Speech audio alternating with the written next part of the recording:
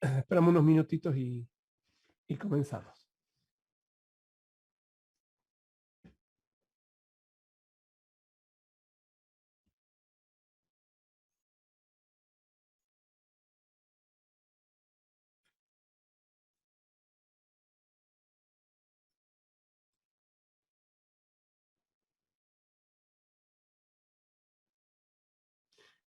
Les voy comentando que el martes que viene a las 13:30, a la 1:30, vamos a hacer la recuperación del primer parcial para quienes necesiten o para quienes quieran aprovechar la oportunidad para levantar la nota y sacar 7 o más de 7. Es la última oportunidad respecto de poder sacar 7 para promocionar la materia en el primer parcial. Les reitero algo que ya charlamos alguna vez, no se promedian las notas de los evaluativos. Hay que sacar 7 o más de 7 en cada uno de ellos en forma separada. Y teniendo en cuenta el calendario académico, por otra parte, nosotros vamos a tener hasta el día 30 de noviembre clases.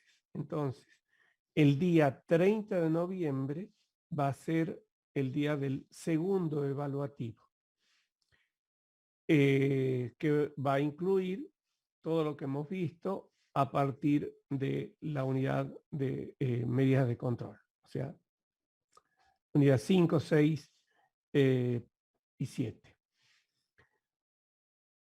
La recuperación de ese evaluativo en particular ya va a quedar para después de febrero, del 15 de febrero del año que viene, antes de la cierre del cuatrimestre, que va a ser la recuperación integral del primer parcial o del segundo parcial, según sea el caso.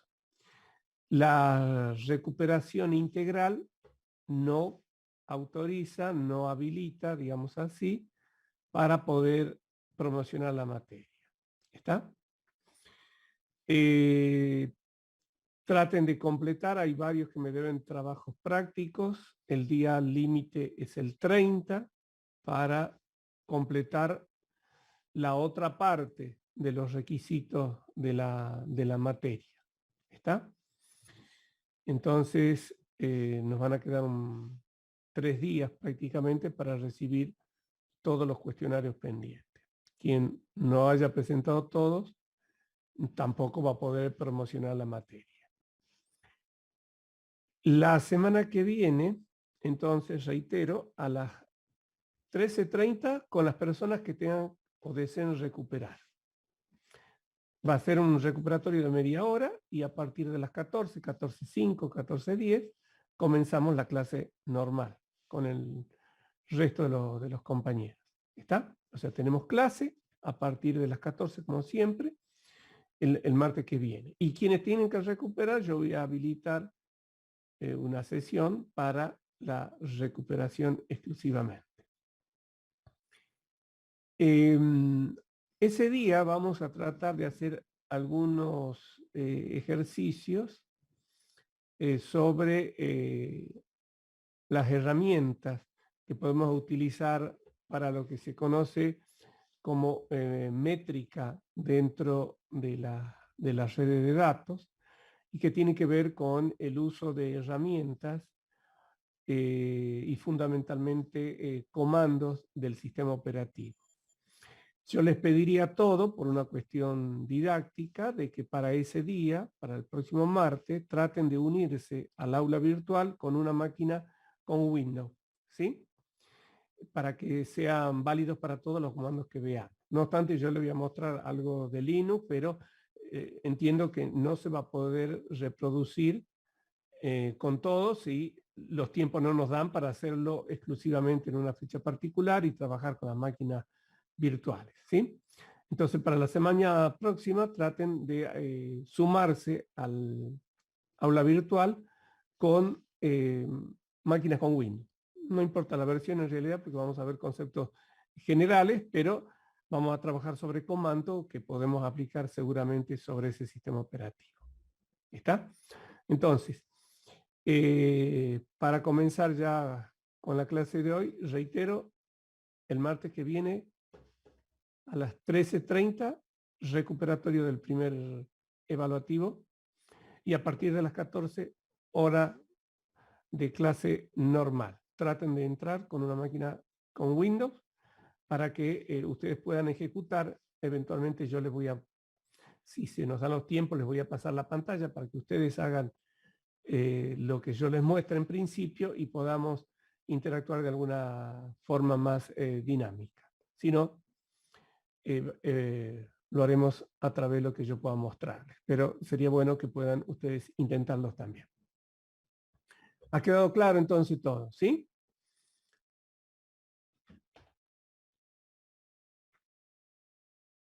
Sí, profe. Sí, profesor. Sí, profe. Buenísimo. Bueno. Comencemos con la clase de hoy.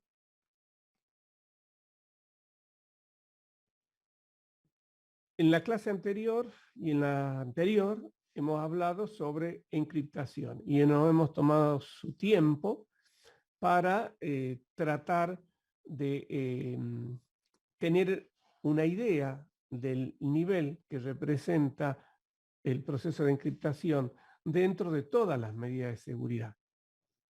Y tocamos particularmente el caso de la firma digital, vimos el caso de la esteganografía, y hoy estamos viendo el tema de las contraseñas y de las passwords. Pero en el fondo todas están funcionando en base a un proceso de cifrado y encriptación. La semana que viene ya entramos en el capítulo de elementos de redes, con lo cual también vamos a ver que encontramos ahí elementos que tienen que ver con el cifrado de información. La seguridad en la red se basa fundamentalmente en manejo de encriptación de los datos en el proceso de comunicación. Por eso, este cuestionario que empezamos a analizar ahora, hacía ese repaso, para que queden en claro los conceptos de encriptación y empecemos a andar el proceso de identificación y autenticación que nos toca fundamentalmente en la clase de hoy.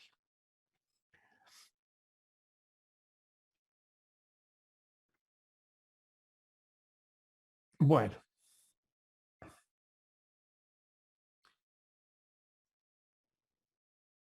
Permítanme, voy a acomodar un poquito. Y comenzamos.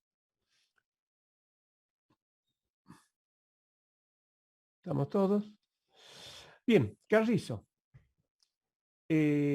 Podríamos ver el repaso, que es lo que hemos marcado como afirmaciones correctas para el tema de seguridad. Buenas tardes, profe. Sí. Buenas tardes. Bien. Marqué como correctas. Un algoritmo público no es secreto. Un algoritmo asimétrico usa claves públicas para encriptar. Un algoritmo simétrico no tiene clave pública. Algún algoritmo de cifrado, una clave de mayor longitud es más segura. A igual algoritmo de cifrado, al una igual clave de mayor longitud es más segura. Sí, bien. La variante triple D es simétrica. Las estadísticas de primer orden hacen vulnerable al algoritmo monoalfabético. Perfecto. Bien, tus respuestas han sido todas correctas. No obstante, hay algunos que han puesto, por ejemplo, que un algoritmo público no es secreta, era falsa, ¿sí? En realidad es un poco un juego de palabras. Recuerden que todos los algoritmos estándar son públicos, ¿sí? Lo justificamos en el hecho de que para poder intercambiar información tenemos que manejarnos con un estándar. Si no utilizamos un estándar, difícilmente podemos lograr interactuar con otros equipos, con otros procesos, con otros usuarios.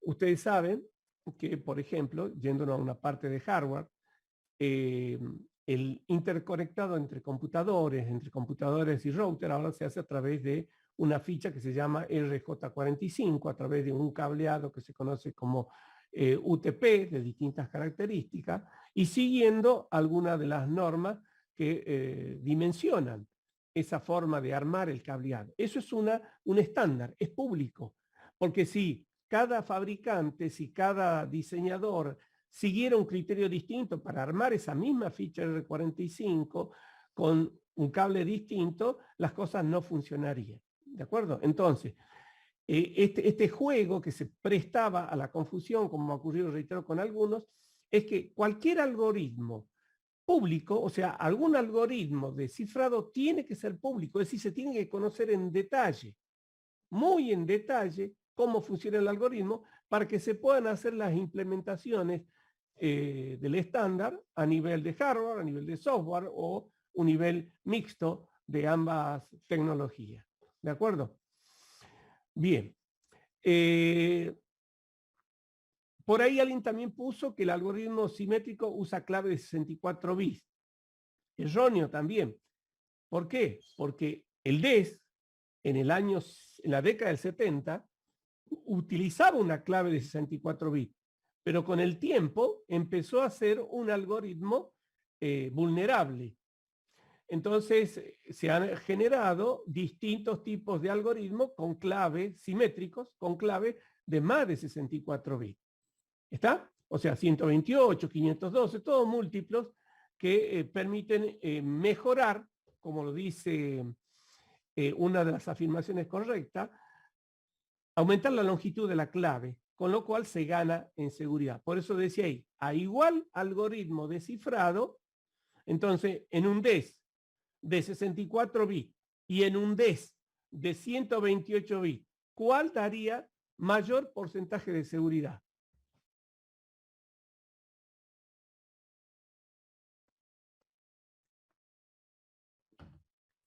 El de 128. El de 128. ¿Está? La longitud de la clave. Cuando decimos 64 bits, estamos hablando de la longitud de la clave.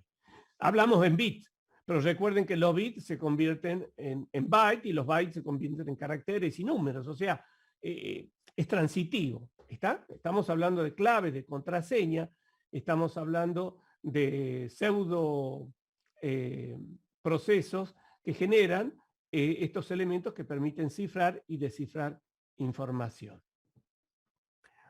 Bueno, a ver, ¿qué otra cosita noté dentro de sus respuestas? Bueno, ahí fíjense, ponían como válido la variante de triple DES simétrica, ¿sí? Y el triple DES usa 3 claves de DES, o sea, 3 veces 64, ¿sí? 64 más 64 más 64, para darle mayor seguridad al algoritmo.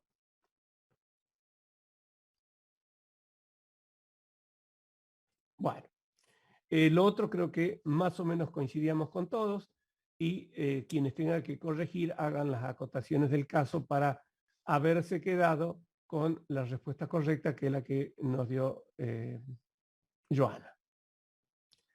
Bien, ese era un repaso, ¿sí? Un repaso así rápido de procesos de encriptación. Después venía en sí el cuestionario y había algunos pasos a los que vamos a responder ahora y otros que iremos viendo con alguna presentación. La pregunta que seguía define qué se entiende por seguridad de un proceso de encriptación. Escalante, por favor. Buenas, profe. Buenas tardes.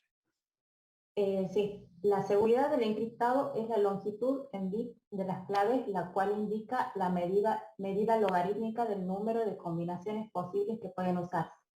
También se habla en este caso de espacio de posibilidades de clave o espacio de claves, el cual, cuanto más amplio, más resistente es contra los llamados ataques de fuerza bruta, o sea, probar una tras otra todas las combinaciones posibles.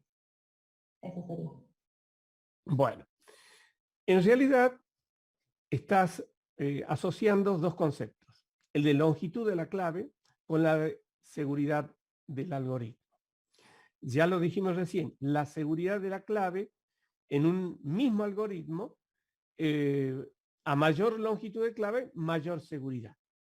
Pero en general, la respuesta, que es a la que han respondido la mayoría, lo leo para que, porque surge del apunte, dice: la seguridad de un proceso de encriptación está dada por la baja probabilidad, incluso lo subrayamos, la baja probabilidad de encontrar la clave secreta por métodos de fuerza bruta, en un tiempo operativamente válido. O sea, que la seguridad del algoritmo está basada con que, vamos a decirlo de otra forma, cuando es difícil encontrar fácilmente la clave de cifrado o la clave de descifrado, si un algoritmo es simétrico o si es asimétrico. ¿Está? O sea, el algoritmo es público. Ante un mismo algoritmo, nosotros definimos la seguridad del algoritmo como el hecho de que es poco probable que obtengamos rápidamente la contraseña con la que se ha encriptado la información o con la que se puede desencriptar la información. Y la longitud de la clave es una adicional dentro de un mismo algoritmo, ¿sí? Entonces, si yo estoy comparando, y recién lo hice en la pregunta, un DES de 64 bits y el mismo DES de 128 bits, obviamente me han dicho, y estamos de acuerdo, el de 128 bits es más seguro. Pero la seguridad del algoritmo DES es la misma, porque ofrece baja probabilidad de encontrar la clave en un tiempo operativamente válido. No se olviden de que, y lo hemos comentado también, de que a veces eso está sujeto al azar. ¿Sí? Yo les mandé el cuestionario encriptado en una imagen.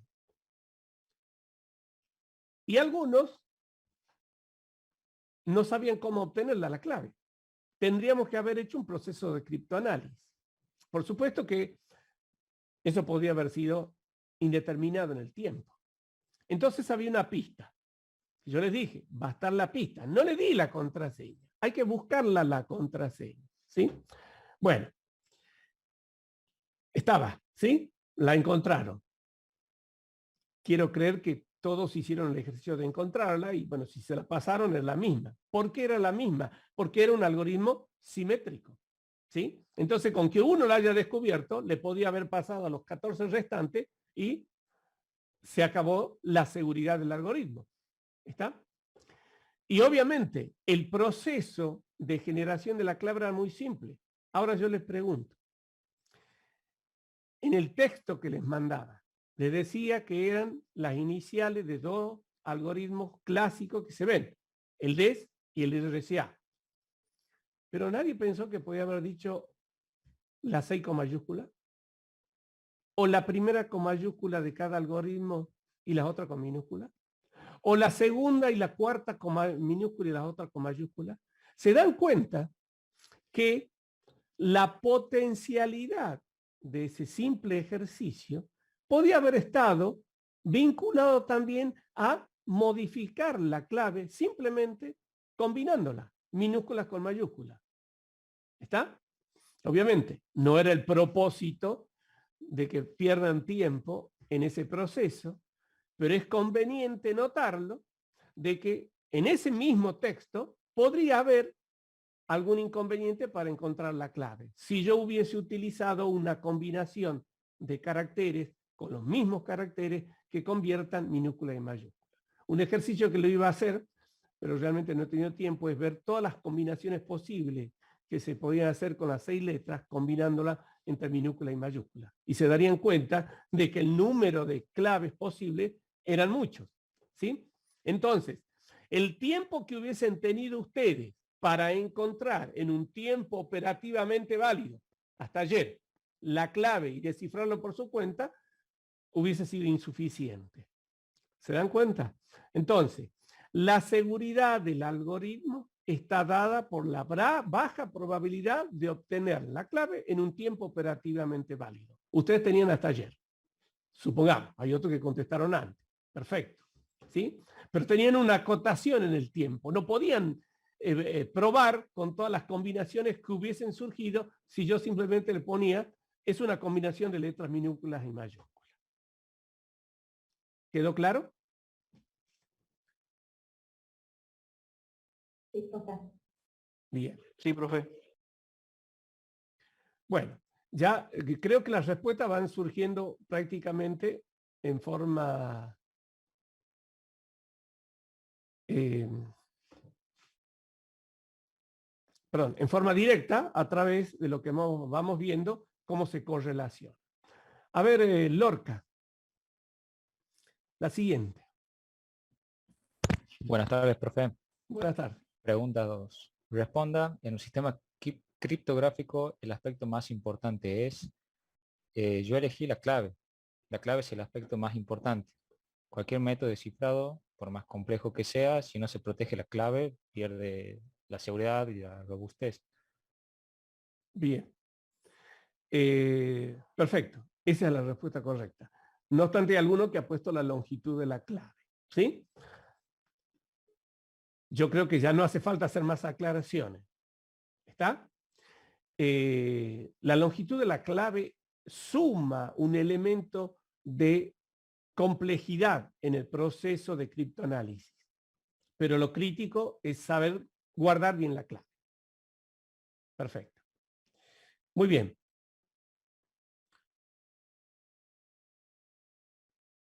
Lucero.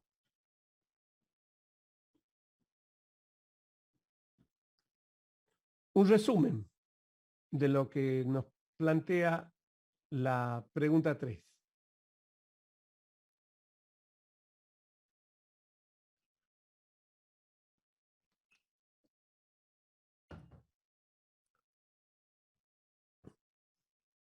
Lucero.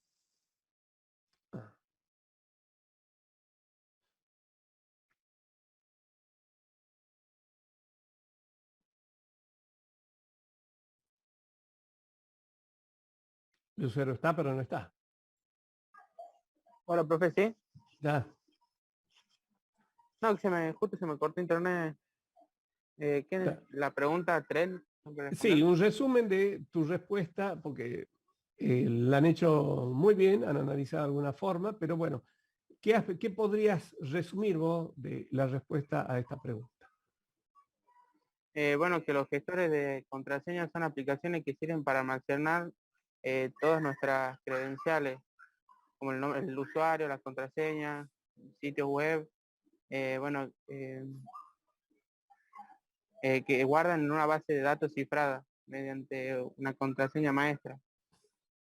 Y así podemos gestionar todas nuestras cuentas de usuario desde una misma herramienta, memorizando únicamente una sola clave. Y bueno, las funciones, las características de este tipo de aplicación pueden variar en la función del fabricante. Y bueno, ahí puse las más comunes: el acceso online y offline, verificación en 2 pasos, multidispositivo, generación de contraseñas y alertas de vulnerabilidad. Perfecto. Bien, está bien ahí. ¿Cuál es el concepto de hablar tanto de la clave? Obviamente, ustedes son estudiantes de ingeniería en sistemas, saben el valor de una contraseña, saben, por más que a veces no lo apliquemos, la importancia de no utilizar la misma clave para todo, de no utilizar datos de determinada característica, como vamos a ir viendo en las respuestas que a continuación aparecen. Pero el enfoque que tenemos que pensar de esto es no en ustedes como usuarios, ¿sí?, sino como ustedes, responsables de seguridad, que deben concientizar al eslabón más débil de la red de seguridad de una organización, que es el recurso humano, el usuario final, ¿sí?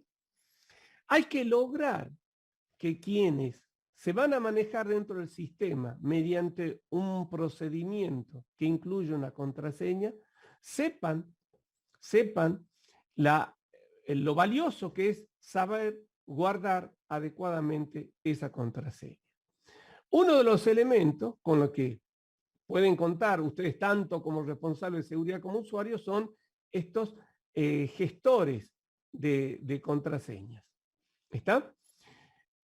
¿Por qué? Y porque en general uno trata de recordar algo que si es difícil, mejor que sea uno solo y no distinto para mi cuenta de correo, para mi cuenta del banco, para mi cuenta de la facultad, para mi cuenta, etcétera, etcétera, etcétera. Entonces, el proceso tiene que estar vinculado a armar una capacitación de cada usuario nuevo en la concientización del uso de las contraseñas. Entonces, estas preguntas, más que tomarlas como el profesor quiere saber si yo sé usar o no la contraseña, no. El tema es cómo podemos armar en base a estas preguntas elementos que nos permitan armar una política de seguridad destinada al usuario que le diga cómo debe proceder para gestionar las contraseñas. ¿Está? Entonces, los que siguen están marcando también esa pauta y lo vamos a repasar después al final con un video. Veamos Calizaya. Quisiera que me marques de las 3 preguntas siguientes tu respuesta. La 4, la 5 y la 6. Bueno, profe, en la pregunta 4 puse que las contraseñas son más utilizadas en todas las anteriores, tanto en contraseña, en cuenta de correo electrónico, cuentas de la empresa, cuentas de internet y tarjetas bancarias. En todas se usan contraseñas. Bien. Después, uno de los datos que no se deben utilizar es una contraseña también puse todas las anteriores, o sea, ahora que veo ninguna de las anteriores, no debería usarse ni dirección de la casa, ni nombre ni apellido, ni número de teléfono. Por eso puse todas las anteriores, porque no deben utilizarse. Y luego en cuáles de estas contraseñas son inadecuadas, me pareció que inadecuadas eran password, René, porque tenía un nombre igual que Julio. Y la más segura para mí es la cuarta, que tiene varios caracteres especiales y combinación de números, letras en minúscula y mayúscula. Bien. Y se les pedía también que verifiquen con alguna de estas contraseñas en alguno de estos de estas páginas fundamentalmente, por ahí algún software que verifique cuál de esas contraseñas eran más o menos seguras, ¿sí? Bueno, en el momento en que respondí, esto es del año pasado, a esta se la catalogaba como más segura, que es casualmente, fíjense, en una combinación de símbolos, de letras, minúscula, mayúscula. El tema es, bueno, ¿quién va a recordar una de las contraseñas que tenga esas características? Pero esto tiene que ver con ese proceso. A ver. Algunos marcaron como segura esta. Y otros no. Yo estoy con lo que no. Ahora, ¿por qué? Yo diría porque las letras podrían ser reemplazadas por los números prácticamente, el 4 con la A y con el 0 la O y el 3 la E. Y sale contraseña lo mismo. Claro, o sea, la complicación en ese caso está muy limitada, ¿sí? No sé si llegaron a ver esto. Se los planteé hoy de última hora. Ya se está bien. Sí, profesor. Bien, ¿y la respuesta? ¿La tienen? Reemplacé las vocales según el orden en el que aparecen. O sea, la A sería el 1, la E el 2 y la I el 3. Y se forma mi familia genial. Perfecto. Se dan cuenta que si del solo hecho de verla parecería que es complicada. El número letra mayúscula, número, minúscula, combinación de números, pero realmente esto, coincidiendo con la palabra que veíamos recién, contraseña, tiene el mismo defecto, ¿sí? La asociación es muy leve, ¿sí? No hay ninguna seguridad, por más que parezca algo irreproducible. Bueno, bien, perfecto. Perfecto, Calizaya, gracias.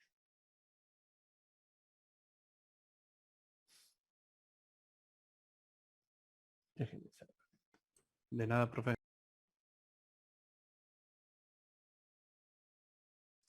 Bueno, muy bien entonces. Seguimos con este tema. Entonces, ¿qué tendríamos que hacer? Yo tengo que hacer una política de seguridad en una organización. ¿Sí?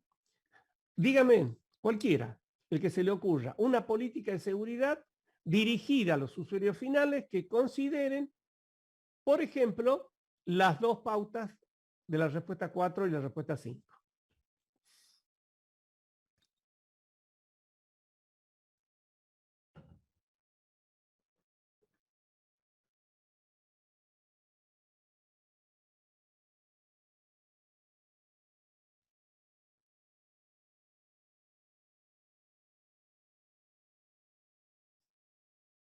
Yo empezaría con los usuarios. Puede ser, deben, profe, que los usuarios sí, deberían sí, generar una contraseña que por lo menos contenga una letra mayúscula, una letra minúscula y algún carácter especial. bien, ¿qué más? Pensé en las tres preguntas.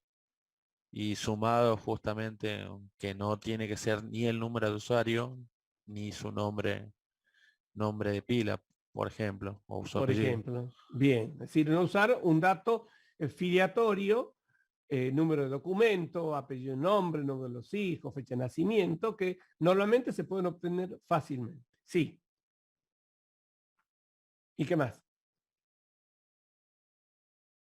Con referencia a Y la que cual. esa clave será actualizada cada cierto tiempo, por ejemplo, cada 3 meses o cada 5 meses, Sí, por podría poner ser. un.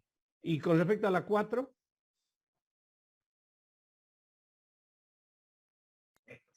Allí se Puede puede Eh, decir de los datos datos personales.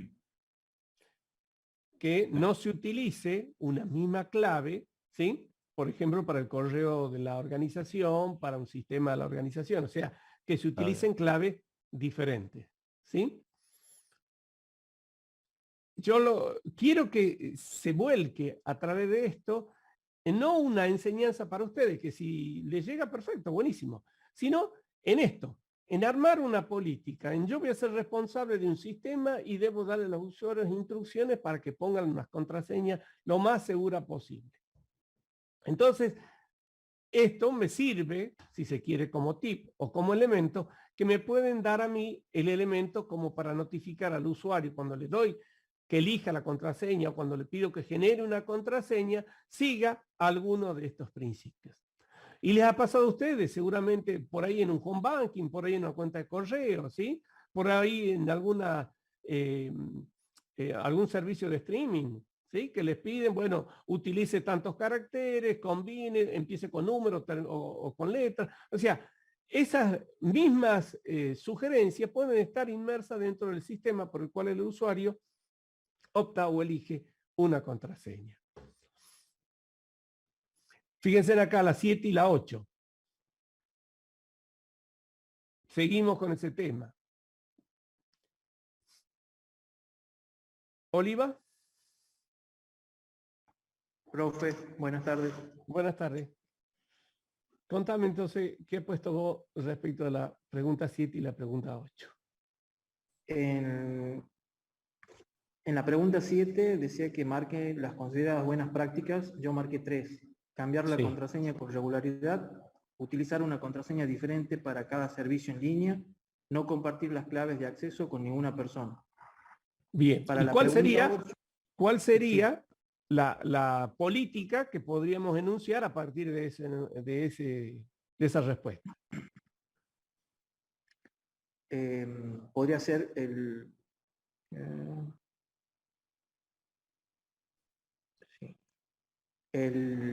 el empleado deberá bueno, ya se suena repetitivo, cambiar la contraseña con regularidad o dentro de un periodo de, no sé, 30 Tantos días. días, meses, está bien, Exactamente. perfecto, sí. Utilizar contraseñas diferentes en cada servicio de línea y está prohibido compartir las claves de acceso a cuentas de la empresa, por ejemplo. Bien, sobre estos dos puntos, perfecto. El anterior, ¿sí? ¿Cómo Sí. hago yo para controlar que el usuario utilice una contraseña diferente? ¿Puedo hacerlo? Y es difícil, creo, porque si las contraseñas no se comparten, solamente las sabe el usuario.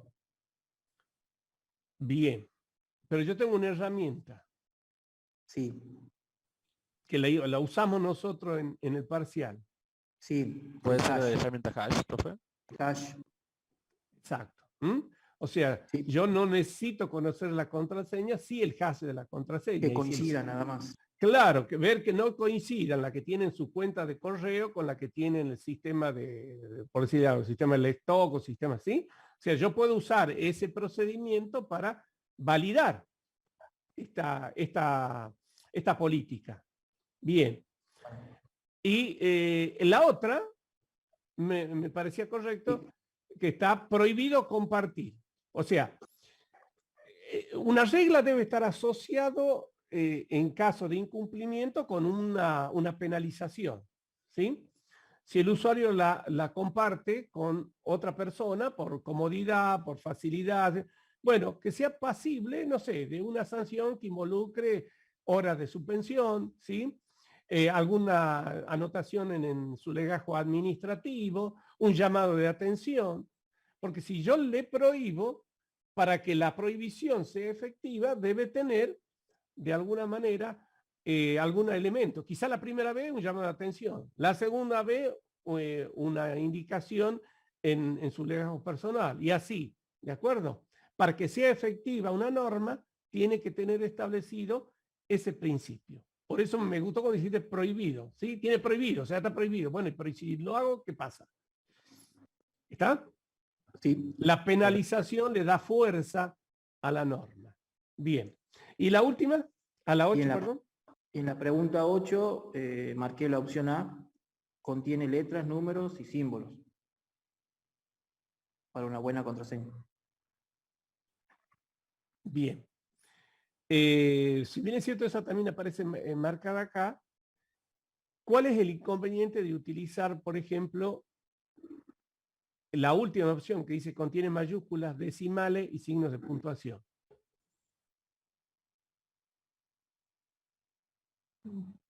Que parecería más amplia.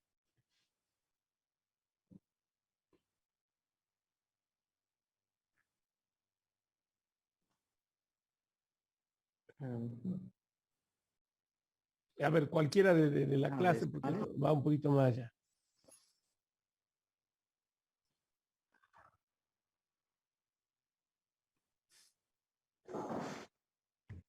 Está indicando que los signos de puntuación y los signos de puntuación son limitados.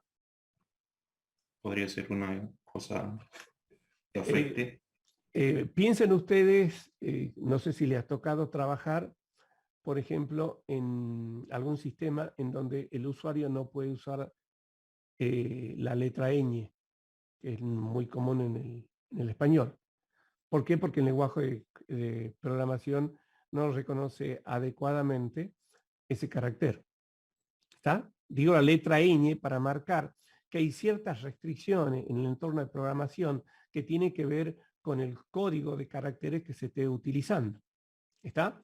Y si bien es cierto, existen códigos internacionales, no están perfectamente regulados. ¿Sí? Quizás algunos han encontrado en algún lugar que no utilizan la ñ para poner España, por ejemplo. Entonces uno tiene que encontrar la forma de simular esa España. Algunos lo hacen con una barra inclinada, otros lo hacen escribiendo NIA, ¿sí? O sea, con N. Otros directamente prohíben el uso de esos caracteres especiales, como por ejemplo pueden ser las letras acentuadas. ¿Está? Entonces, Es buena la elección de signos de puntuación y decimales, pero el tema es en qué entorno se va a utilizar esa aplicación, de manera tal que el sistema pueda validar la cantidad de caracteres especiales que se puedan dar, ¿sí? Y quizá alguna vez le ha tocado a ustedes poner, por ejemplo, en una supuesta contraseña un espacio o un símbolo característico y que le dice que ese carácter no puede ser utilizado. ¿Está? Entonces, en el diseño de los criterios para sugerir contraseñas, yo tengo que contemplar esa situación. ¿Está? El hecho de que tengo que utilizar un criterio lo más universal posible, es decir, aplicable a la mayoría de los idiomas para no encontrar inconvenientes como le estoy relatando. ¿Sí? Bueno, Sí, profesor. Perfecto. Veamos, esta es otra herramienta, ¿sí? De nuevo, pensando en el usuario final. Lo veamos un segundo.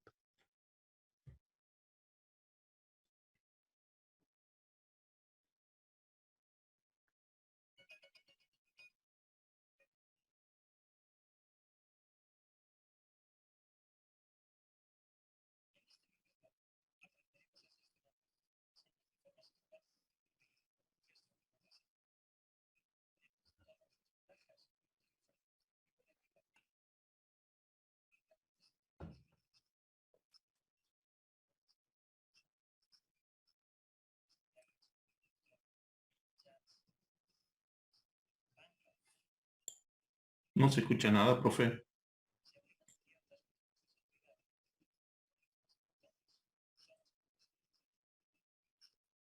¿No están escuchando, me dicen? No, no se escucha. No sé, mis compañeros, no puedo escuchar. Sí, por eso les pregunto a todos. No, ¿Están profe, no escuchando? se está escuchando.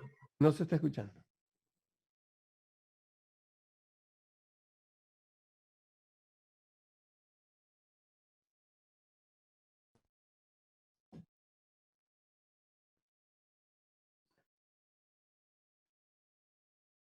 Me confirman ahí, por favor.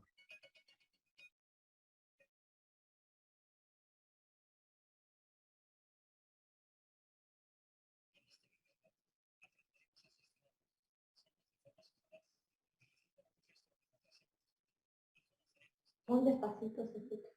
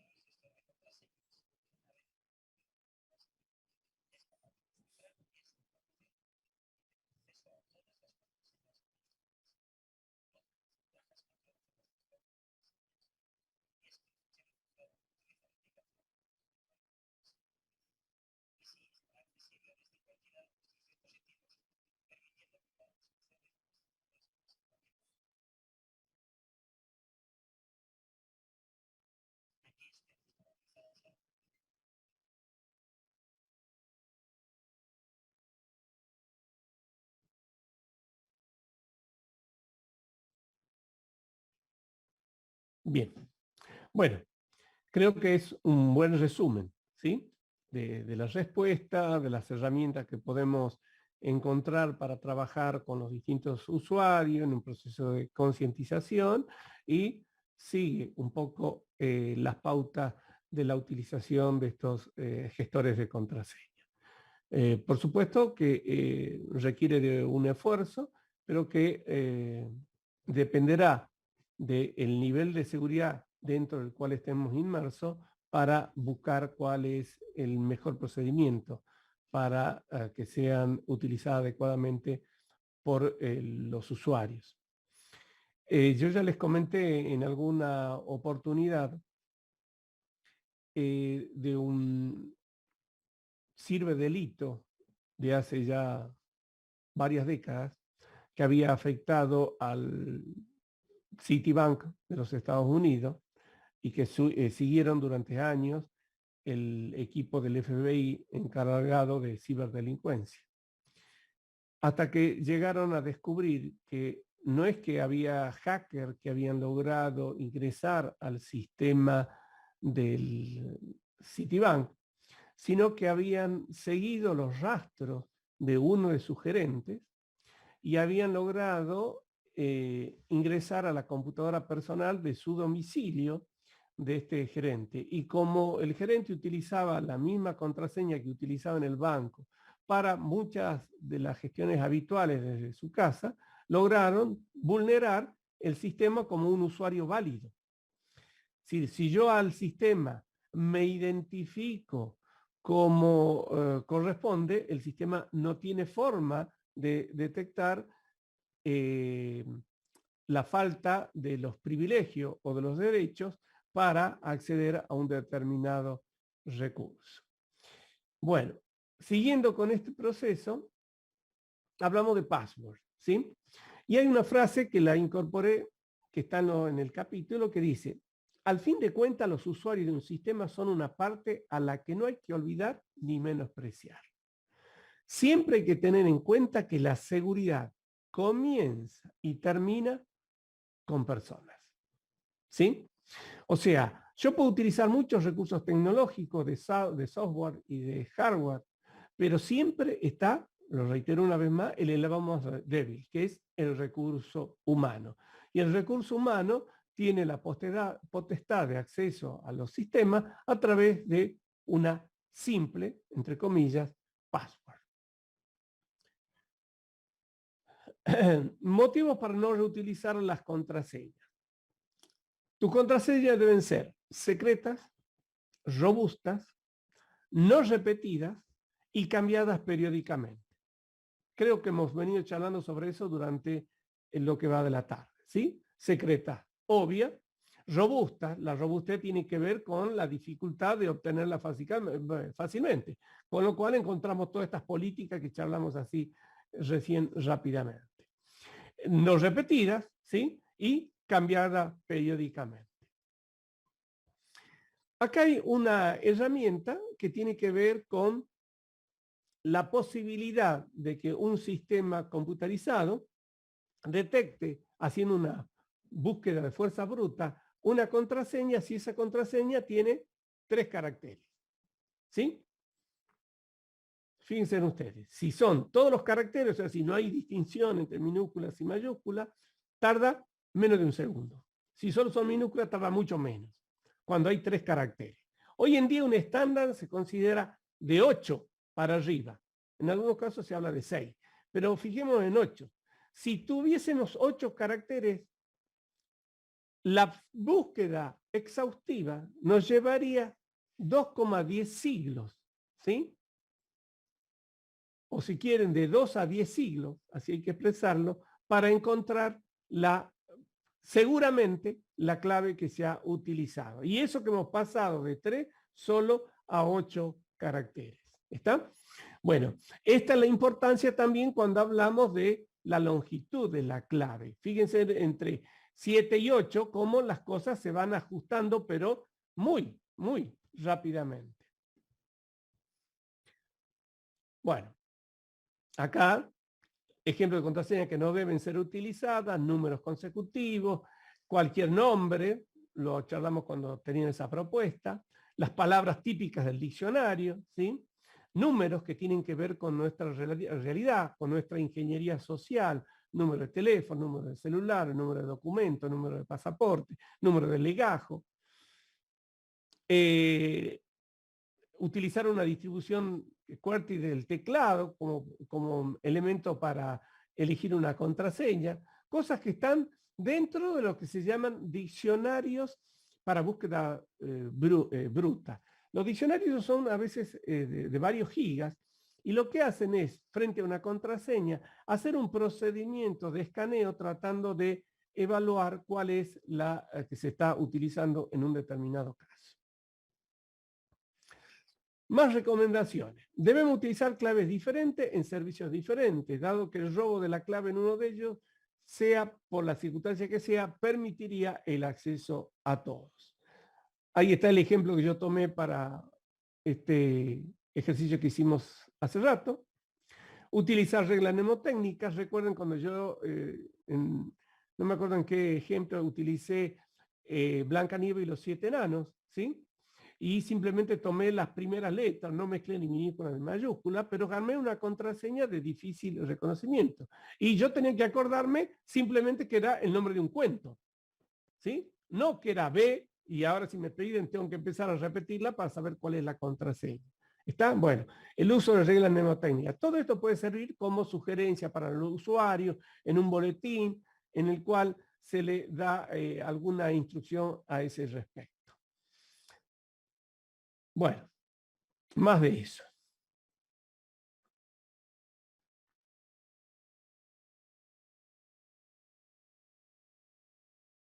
Bueno, acá entramos un poquito más en la parte técnica. Cualquier sistema informático que requiera una autenticación por contraseña debe contener una base de datos de contraseña, ya sea ordenada o de texto llano, y existen diversos métodos para el almacenamiento de dichas contraseñas. Debido a que las tablas son vulnerables al robo, el almacenamiento de la contraseña en texto plano es peligroso. Punto ahí. Esto ocurría, ¿sí? Durante mucho tiempo ocurría esto. Las contraseñas se almacenaban en un espacio indefinido dentro del almacenamiento del sistema operativo, pero como texto plano. De verdad que el sistema operativo sabía dónde buscar y cuando un usuario ponía la contraseña, sabía dónde buscar y veía la coincidencia. Está más que obvio hoy en día que eso es absolutamente inaplacable y de ahí surgen conceptos como lo que hablamos de las funciones hash de las contraseñas que hacíamos referencia. Sigo. Por lo tanto, la mayoría de las bases de datos almacenan un hash criptográfico de la contraseña del usuario en la base de datos. En un entorno así, nadie, incluyendo la propia autenticación del sistema puede determinar cuál es la contraseña del usuario simplemente observando el valor del almacenamiento en la base de datos. O sea, compara el hash, no ve la contraseña. En cambio, cuando un usuario introduce su contraseña para autenticarse, se calcula el hash de la contraseña introducida y se compara con el valor almacenado por ese usuario. Si los dos valores son hash coinciden, se concede el acceso. Ojo, tampoco esto es, y ya lo hemos comentado, 100% seguro. Ya estamos hablando de un proceso de autenticación. Y en el capítulo hemos hablado del proceso de identificación y de autenticación. Vamos a ver en los niveles de seguridad que la identificación tiene que ver con la forma en que un usuario se manifiesta frente a un sistema o frente a un recurso. Y cómo esa manifestación después tiene que ser ratificada a través de un proceso de autenticación. Vamos a volver sobre esto, pero en principio, el usuario se identifica y a su vez después o simultáneamente, ya vamos a ver algunos procesos de login, se autentica a través de un único o un sucesivo proceso.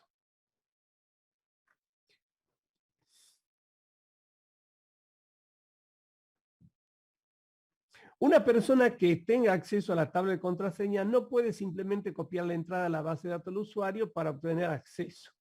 Utilizar el hash como una contraseña sería, por supuesto, un error, ya que el sistema de autenticación haría un hash por segunda vez. Obviamente no obtendría la contraseña. Bueno, sin embargo, están estas tablas de arco iris. Las tablas de arco iris son una herramienta que se ha desarrollado en un esfuerzo por obtener una contraseña mirando solamente a un valor del hash.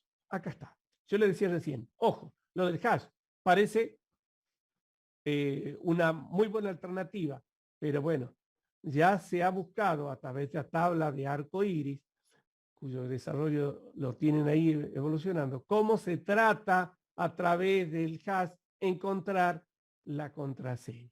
¿Sí? Bueno, ya alguien se preocupó por eso y han armado estas tablas de arco iris, perdón, que habilitan o que permiten este tipo de búsquedas.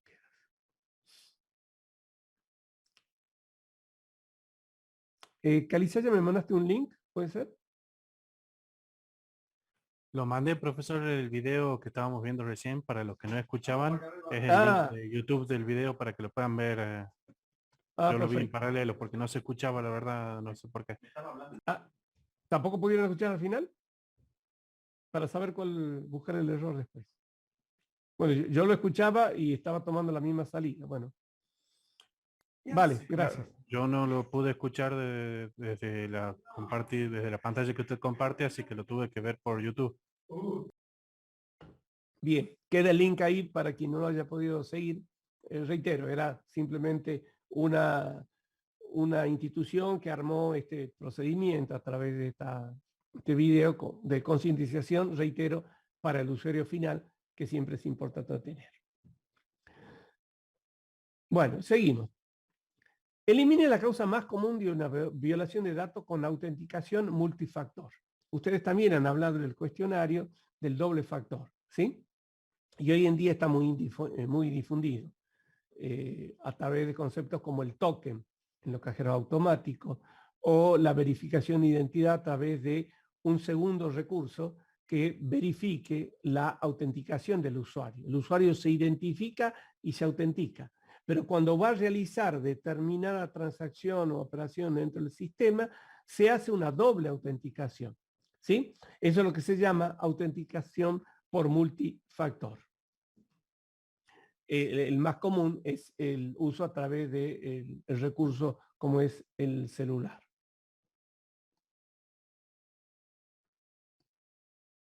Bueno, acá está este tema con el tema de las tarjetas de crédito que definían un estándar para el intercambio de información en las transacciones financieras. Bueno, factores de autenticación como tokens de hardware, ¿sí? Yo les comenté alguna vez, un pendrive en el puerto es lo que me va a habilitar a mí realizar la operación, un mensaje al celular, como decía recién, o la generación de un token para determinadas operaciones.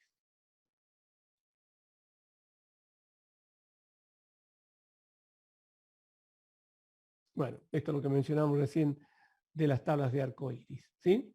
Y acá, de alguna manera, cómo funcionan. Este es un concepto que tiene que ver con el criptoanálisis, pero también con la vulnerabilidad a lo que nos enfrentamos siempre en los sistemas cuando creemos que algo está absolutamente resuelto. Bien.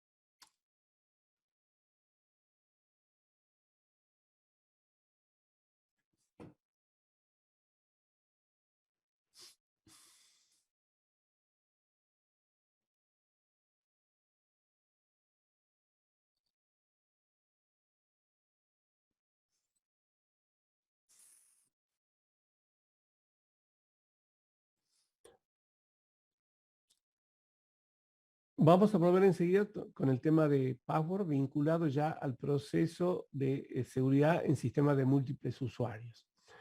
El sistema de múltiples usuarios lo hemos definido en alguna oportunidad como aquel en donde actúa más de una persona o proceso, ¿sí? Ya eso habla de múltiples usuarios. No estamos hablando de un sistema multiusuario, sino de múltiples usuarios accediendo a un recurso, donde hoy en día, obviamente, la BDEP es Internet.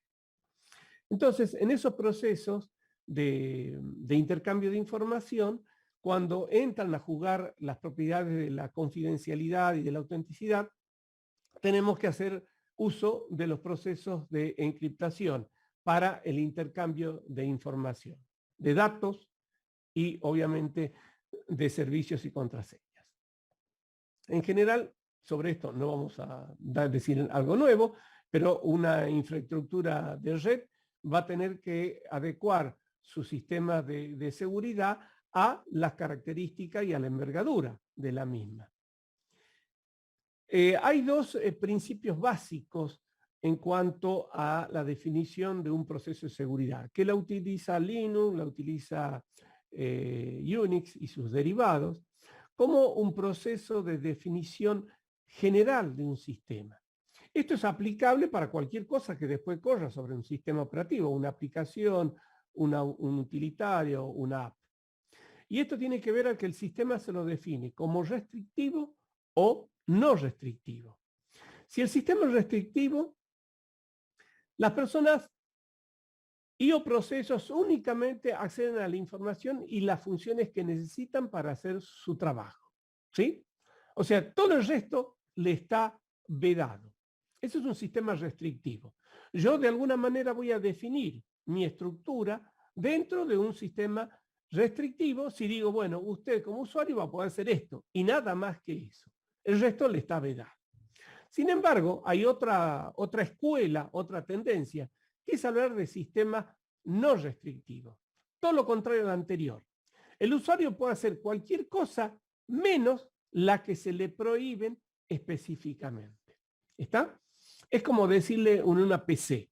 Una PC como una herramienta, un elemento de trabajo. ¿De acuerdo? Yo hago de todo, salvo que venga un administrador y me diga, usted no puede cambiar el fondo de pantalla, por decir una cosa muy simple. ¿Está? Entonces, puedo hacer todo menos lo que específicamente se me está prohibiendo. Eso es lo que define globalmente, en un primer pantallazo, la seguridad de un sistema. Pero por supuesto que eso es absolutamente vago y es simplemente una dimensión de lo que va a ser la seguridad en el sistema de múltiples usuarios. Y para eso se habla de niveles de seguridad. Y esos niveles de seguridad adaptan distintos identificativos. Nosotros hemos tomado el nivel de seguridad en base a números. Y hablamos de nivel 0, nivel 10, nivel 20, nivel 30 y nivel 40. ¿Sí? Y nivel 50. Obviamente, el más restrictivo es el nivel 50. Un sistema operativo multiusuario, ya estoy hablando de un sistema operativo multiusuario, permite definir en el proceso de generación, de instalación y de configuración en qué nivel de seguridad me voy a ubicar de estos 5 niveles que acabamos de mencionar así rápidamente.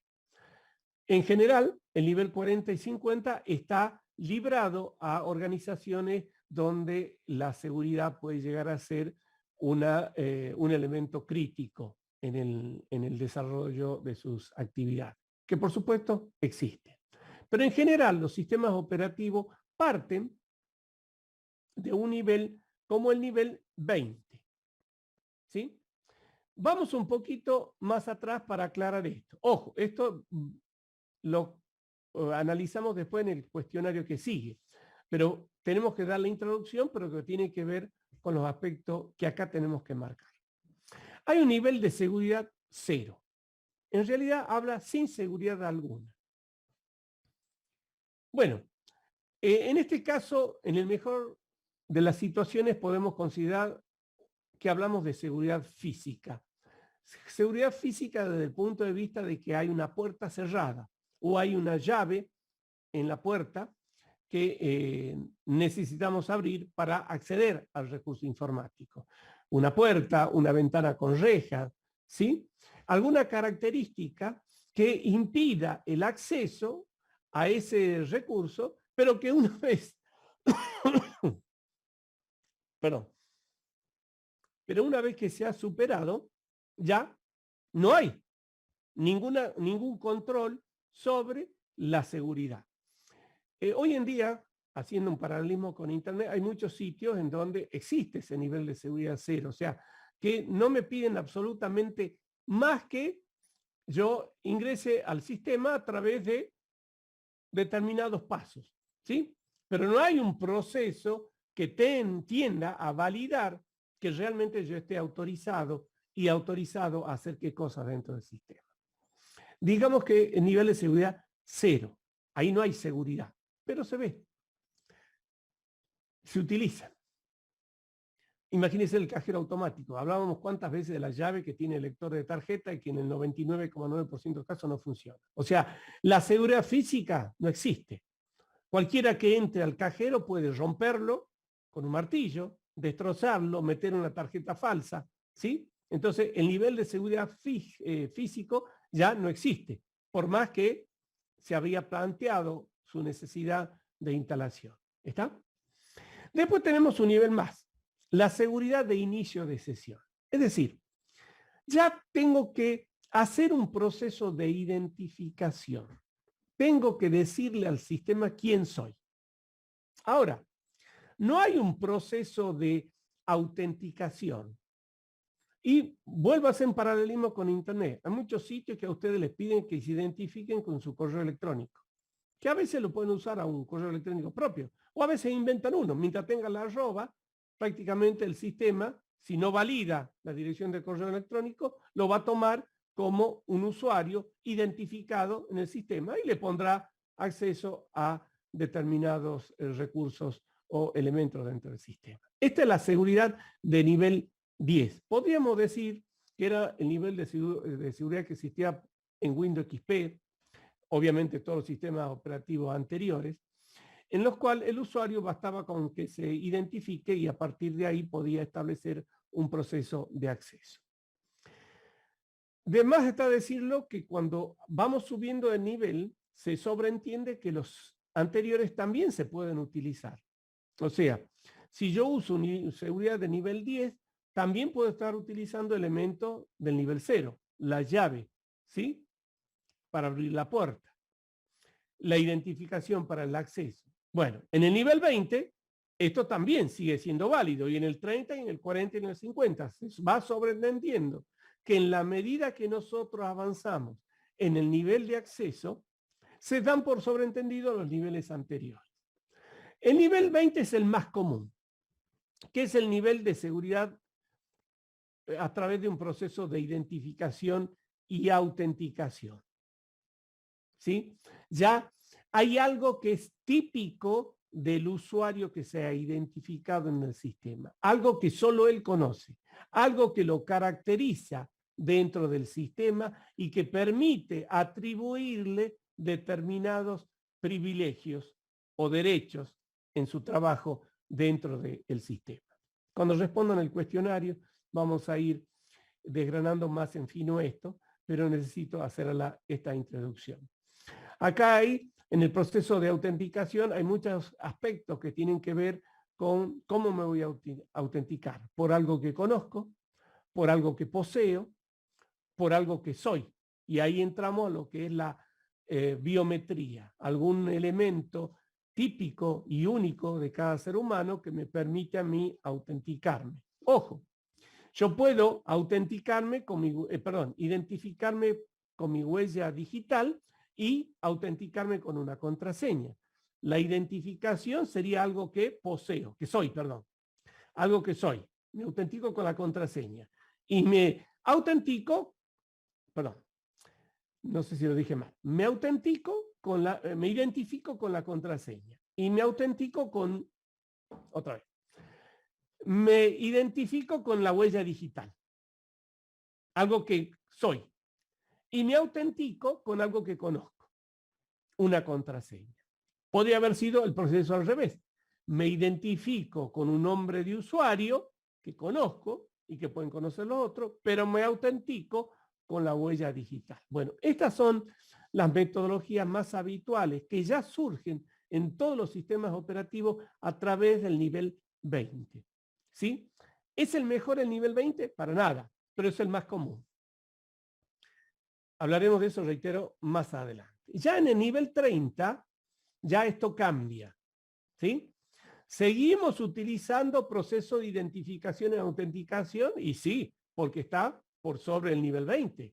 ¿Podemos usar una llave para cerrar la puerta donde está la computadora? Sí, porque estamos en un nivel 30. ¿Sí? Estamos subutilizando o no algunos de los recursos de los niveles anteriores. ¿Cuál es el problema en un sistema operativo como Linux, que por defecto trabaja en un nivel 20, con el usuario conocido administrador como root? ¿Alguien sabe?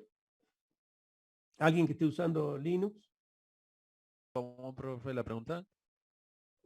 En un sistema como Linux, ¿cuál es el inconveniente del usuario root, del usuario administrador root? Root es la forma de identificar el administrador en Linux, para quienes no lo ubican.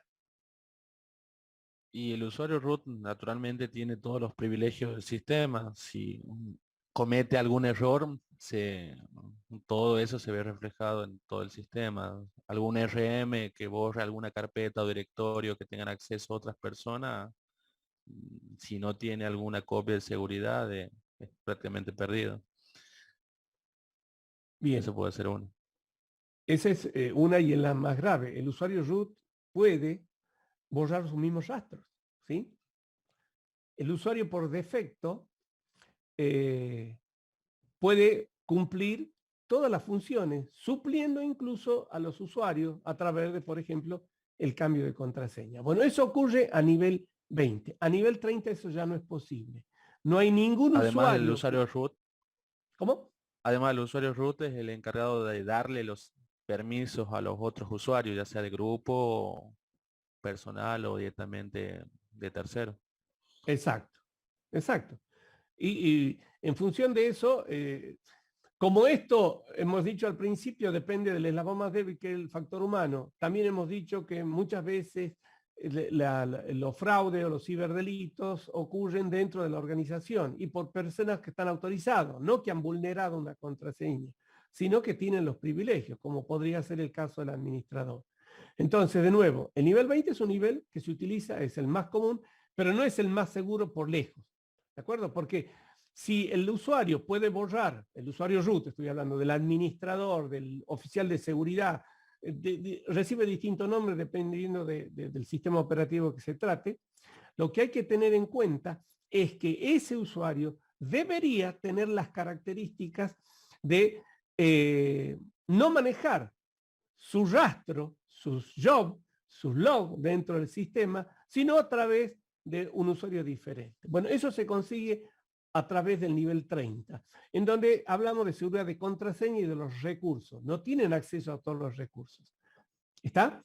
Entonces, ya hay un usuario que se complementará con el root, existe el concepto del root también, pero al darle al sistema operativo un nivel de esta característica, ya se maneja de otra forma. No es un absoluto dueño del sistema, como sí ocurre en el nivel 20. Obviamente, en los niveles 40 y 50, que se dan en organizaciones muy específicas, esto también está sobreentendido con algún elemento o algún condicionante adicional. Lo que sigue después es un libro, una referencia, un libro estándar de seguridad que se conoce como el libro naranja en los Estados Unidos, fíjese en la fecha, y donde habla de los niveles, pero habla de niveles D, niveles C, podríamos establecer nosotros algún paralelismo entre cada uno de estos elementos con respecto a los niveles de seguridad, que reitero, ya veremos adecuadamente en la próxima clase. Entonces, el elemento crítico a partir del nivel de seguridad 20 son los procesos de identificación y autenticación.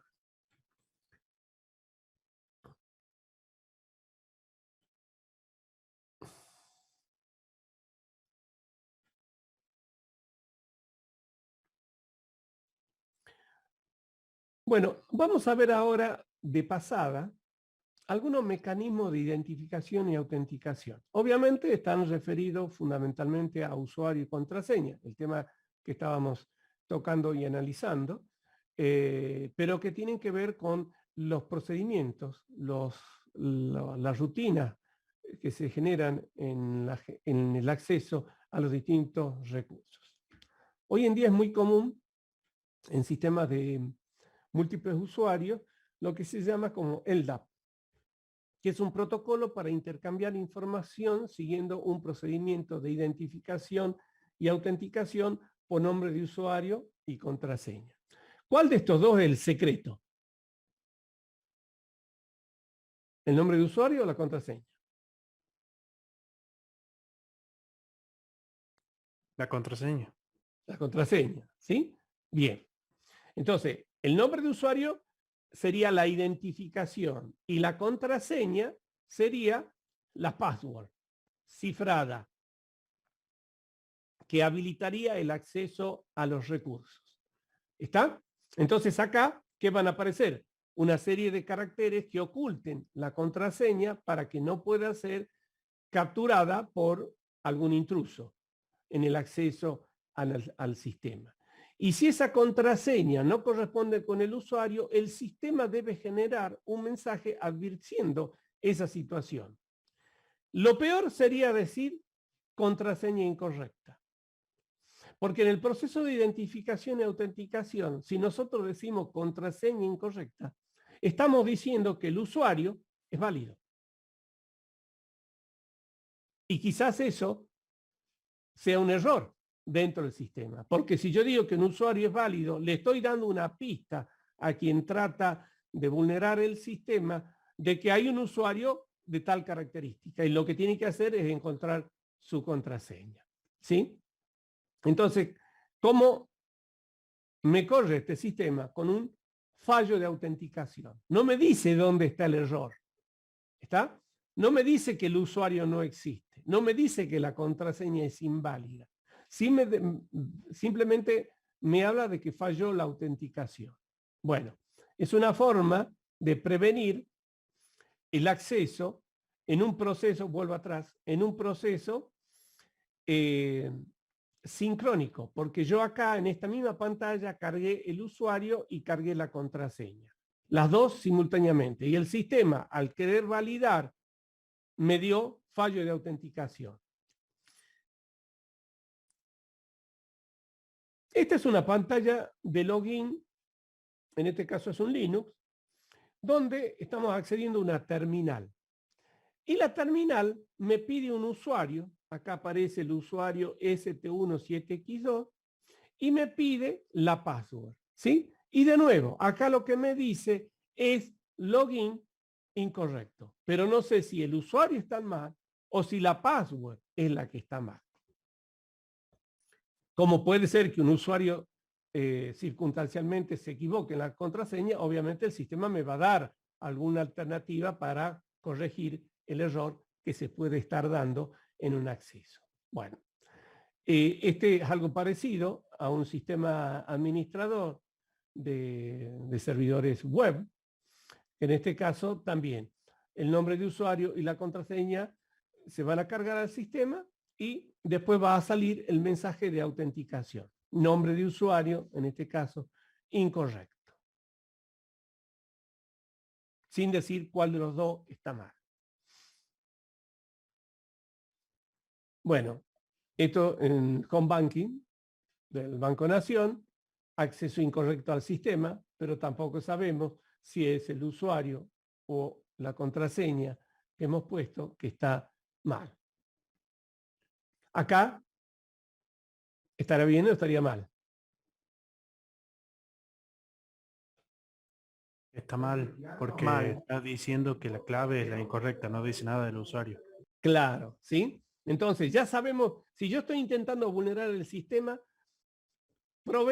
tomé el dato de algún usuario y me lo aceptó, pero la contraseña es incorrecta.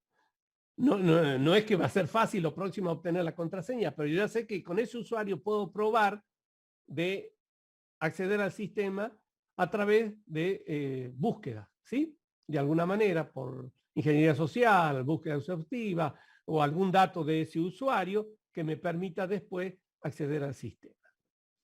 Bueno, acá otro error, ¿sí? Error de inicio de sesión, tampoco me dice, verifique que el usuario y la contraseña sean correctas, o sea, tampoco me da la pista de que alguno de los datos está incorrecto en el sistema. Este es un servicio, ¿sí? De transferencia de archivo, un FTP, de acceso a un servidor a través de usuario y contraseña también.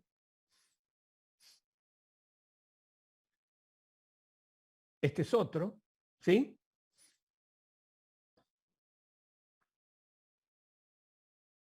Y al llegar al proceso de autentificación, directamente me dice acceso denegado. No me dice ni siquiera cuál es el error, ¿de acuerdo? Me da acceso denegado al sistema.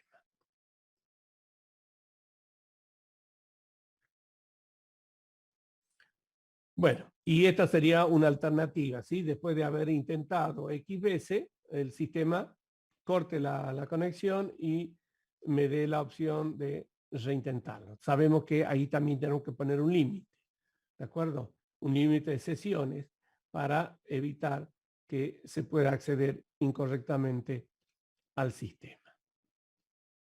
Bueno, para terminar, vamos a ver este video que ya lo vimos en alguna oportunidad. Díganme si lo están escuchando ahora.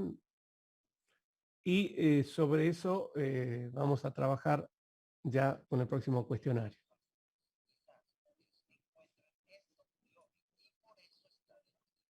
¿Se escucha? Muy bajito el sonido. Muy bajito, profe. A ver, voy a cambiar de nuevo la fuente. No sé por qué está fallando.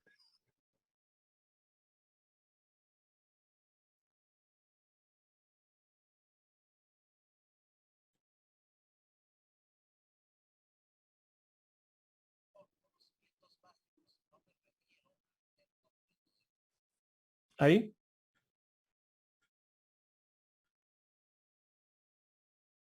¿Pueden escuchar ahí? Yo sigo escuchando igual, profe.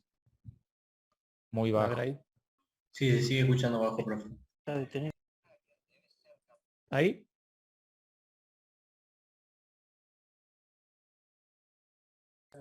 No se escucha bajo, profe. No sé qué está fallando.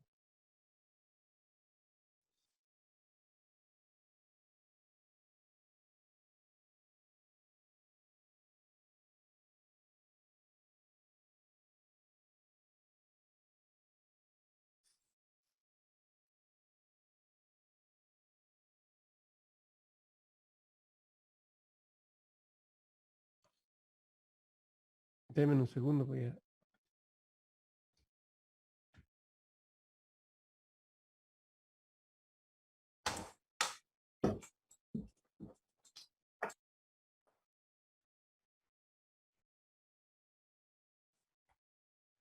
Conocimientos básicos. Quizás muchos encuentren esto muy obvio y por eso está de último. Con conocimientos básicos no me refiero a... ¿Ahí?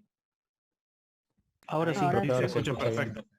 Bueno, quedan con eso. Ser un documento de Word. Antes de querer pretender ser un hacker, debes ser capaz de formatear un computador, instalar un sistema operativo, arrancar desde una memoria USB u otro dispositivo, ser capaz de instalar un sistema operativo en una memoria USB y por último, pero no menos importante, ser capaz de armar tu propia PC. Esto último es muy importante ya que es necesario que tengas un computador potente y siendo capaz de armar el tuyo propio gastarás muchísimo menos. Escríbeme en los comentarios si crees que me faltó algo en este punto. Número 6. Aprende a usar Linux. Y aquí no quiero que se confundan. Alguien que usa Linux no es necesariamente un hacker.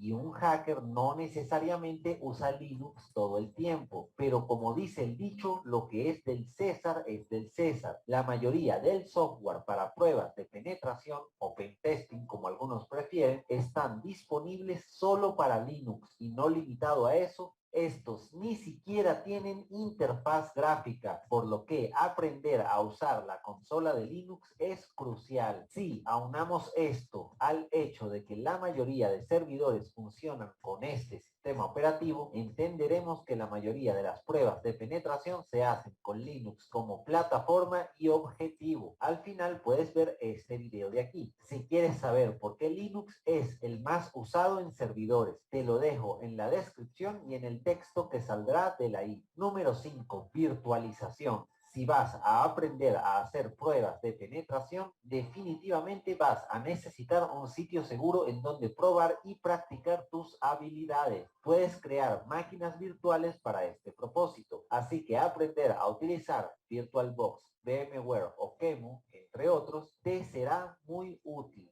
Y debo aclarar que esta es una de las habilidades más fáciles de aprender. Número 4. Redes. Las pruebas de penetración y otras actividades comúnmente realizadas por los hackers de sombrero blanco dependen obviamente de una red. Y saber explotar este entorno a tu favor será tu más grande fortaleza. En este punto podemos partir de lo básico. Diferencia entre IP pública y privada, NAT, firewalls, direcciones MAC, DNS, VPN, entre otros. Y luego de haber pasado por estos temas básicos, se puede profundizar aún más, como por ejemplo aprendiendo cómo funcionan los algoritmos de cifrado, como WPA2 y el famoso apretón de manos de 2 vías. Número 3. Programación. Esta es una de las habilidades esenciales. Podrías ser un hacker sin saber virtualizar o sin saber mucho de Linux, pero no si no sabes programar. Y específicamente hay 2 lenguajes que sobresalen: Python u otro lenguaje de scripting y SQL. El primero es útil para crear archivos automatizados en el acto que ejecuten operaciones específicas, algo así como los exploits o tu propio virus improvisado. Y el segundo es esencial si quieres aprender a explotar las vulnerabilidades presentes en bases de datos que, como bien sabemos, dominan los servicios de la red de redes. Puede servirte, por ejemplo, para ataques del tipo XSS o Cross-Site Scripting. Número 2. Habilidades intangibles. Y a falta de un mejor nombre, estas son las que no necesariamente aprendes en un curso. Para ser un hacker no debes tener miedo de dañar algo, así que debes ser curioso. También estás equivocado si crees que a la primera vas a lograr algo, así que debes ser persistente. Y la mayoría de pruebas de pentesting no siempre son las mismas, así que debes ser creativo, porque no las vas a encontrar escritas. Debes descubrirlas tú mismo. Y esto entre muchas otras características que debe tener la personalidad de todo aspirante a hacker. Y llegamos al puesto número 1. Si quieres, puedes pausarlo y reflexionar lo ya visto, antes de pasar a lo más importante. También te invito a adivinar cuál crees tú que sea lo más importante. Escribe tu respuesta en los comentarios. Número 1, saber qué es un hacker. Y esto podría parecer obvio, pero no lo es. Muchos creen que tienen una correcta definición de esto. La experiencia dice que la mayoría están equivocados. Desde ya les digo que este asunto es lo suficientemente extenso como para hacer un video dedicado. El término hacker tiene una infinidad de acepciones, y no solo en la informática. La definición más general es aquella persona creativa capaz de vencer las limitaciones de un sistema para poder usarlo de forma creativa. Pero yéndonos al ramo que nos interesa, el cual es la seguridad informática, también hay muchos tipos, por así llamarlos, de hacker diferentes en los cuales podrías convertirte. Por ejemplo, un pentester, un bug chaser o un criptógrafo. Cada uno requiere especializarse en áreas diferentes. El último exige un conocimiento extenso en matemáticas. Por ejemplo, un pen tester es aquel que se encarga de hacer pruebas de seguridad y así encontrar vulnerabilidades en un sistema. Un bug chaser, que en inglés significa cazador de bugs, busca errores y vulnerabilidades en software, pero más a nivel de código. Y un criptógrafo se encarga de los sistemas de encriptado y desencriptado. Seguramente me falta. Bueno, se dan cuenta que el capítulo que viene, como vieron en la introducción, cuando hablemos de redes, los conceptos técnicos que necesitamos para formarnos en este tema superan lo que vamos a ver nosotros en 2 clases. Sin embargo, vamos a trabajar sobre las características de lo que se conoce como la enumeración, la identificación de elementos dentro de una red, fundamentalmente a través de Internet. Eso vamos a hacer la semana entrante. De ahí que les pedía y les reitero que traten de tener máquinas con Windows, la versión que les resulte más amena, para que puedan seguirme en cuanto a los comandos y yo pueda tratar de hacer algún tipo de ejercicio respecto a la información que ustedes me pasen. Van a ver que en el cuestionario van a tener que definir muchos de los conceptos de las siglas que se han mencionado aquí, como Telnet, RCP, ICQ, una serie de elementos que hablan de la necesidad de una formación muy específica para llegar al objetivo de este video, que era hablar del hacking blanco. Está el hacking negro y está el hacking blanco. El hacking blanco, si se quiere, es aquel que aporta dentro del proceso de seguridad elementos que tienden a preservar las propiedades características de la información, dicho sea de paso. Entonces, se le va a pedir, yo sé que no todos han cursado redes, que respondan específicamente a algunas cuestiones que tienen que ver con esta concientización de algunos conceptos que tocaremos en la semana que viene. Veremos un poquito de la virtualización, pero reitero, si tuviésemos con otros elementos y con otros tiempos, otra sería la forma de atacar este proceso. Entonces, bueno, nada más por hoy. Recuerden el cuestionario para el día jueves, el próximo. Y a partir de ahí, les reitero, a las 1:30, el martes que viene, quienes vayan a recuperar o quieran intentar levantar la nota del primer parcial. Los espero 10 minutos, más de eso no, porque después se nos va a sobreentender con la clase normal a partir de las 14:05. ¿Está? ¿Alguna duda? ¿Alguna consulta? Sí, profe, le hago una consulta. Usted dijo de la recuperación del día martes. Recuperamos todo, lo que tenemos 5 también. Sí, es recuperación fundamentalmente para lo que no han sacado para provisionar, para regularizar, que 6. De ahí, si alguien sacó menos de 7 y quiere intentar llegar a una instancia de promoción, también. Bien, que no sería para los que tenemos 5, digamos. O sí, nos incluiría en ese... Sí. El que tenía 5 saca 7, está con instancia. Es la última instancia, por eso les dije al principio.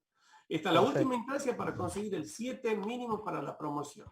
O el 6 para la regularidad de la materia.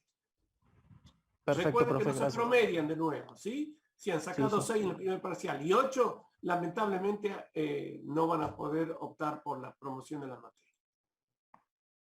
Así que es por eso les reitero, es la última oportunidad. Quien sacó más de 7, listo. Ya les reitero también que el 30 de noviembre tendríamos el último parcial, que también hay que aprobar con 7 o más de 7. Profe. ¿Sí? La modalidad va a ser la misma. Usted nos muestra las preguntas, nosotros contestamos y después le pasamos el hash. Sí, exactamente. Sí. Téngalo en la mano al generador porque ya lo saqué de la página. Profe, ¿el próximo cuestionario es para el martes o ya no? Sí, el también para el siguiente? martes. Sí, el martes tenemos clase a partir de las 14. Listo. Bueno, buenas tardes a todos. Nos estamos viendo en una semana. Hasta luego. Buenas tardes, profe. Hasta luego, profe. Hasta luego, profe. Hasta luego, profe.